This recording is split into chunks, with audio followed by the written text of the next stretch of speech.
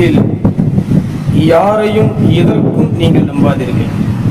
எந்த ஒரு மனிதர்களையும் நம்புவதால் எந்த ஒரு பலனும் இல்லை. நம்பி ஏமாந்து விடாதீர்கள். உங்களை படைத்த அந்த ரப்புவை மட்டும் நீங்கள் நம்புங்கள். உங்களை படைத்த அந்த ரப்புவிடத்தில் மட்டும், அல்லாஹ்விடத்தில் மட்டும் நீங்கள் உதவி தேடுங்கள். அல்லாஹ் அவனுடைய குர்ஆனில் சொல்கிறான், யா அய்யுஹல்லதீன ஆமனு ஸ்தஈனு பிஸ்ஸப்ரி வஸ்ஸலாஹ்.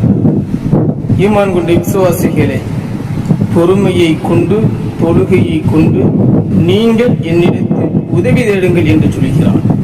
அந்த ரப்பவை நம்பி அல்லாஹ்விடத்தில் உதவி தேடுங்கள். நிச்சயமாக அல்லாஹ் உங்களை கைவிட மாட்டான். அவனுடைய உதவி உங்களுக்கு விரைவில் நிச்சயம் கிடைக்கும் என்ற நம்பிக்கையோடு வாழுங்கள். அல்லாஹ்வின் தூதர் முஹம்மது ரசூலுல்லாஹ் ஸல்லல்லாஹு அலைஹி வஸல்லம் அவர்கள் சொன்னார்கள், சிறுநீர் கழித்து விட்டு யார் சுத்தம் செய்யவில்லையோ அவருடைய கபூரை நிறுக்கும் என்றார்கள்.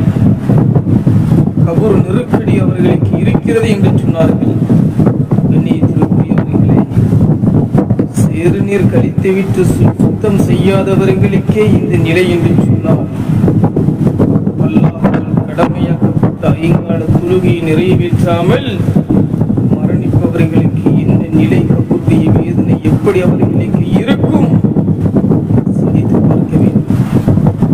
உண்மையாக இருக்கும் கபூருடைய நெருக்கடிகளும் கபருடைய வேதனைகளும் விசச்சந்துக்களின் வேதனைகளும் பயங்கரமாக வாழும் காலமெல்லாம் தொழுகை இல்லாமல் இந்த உலகத்தில்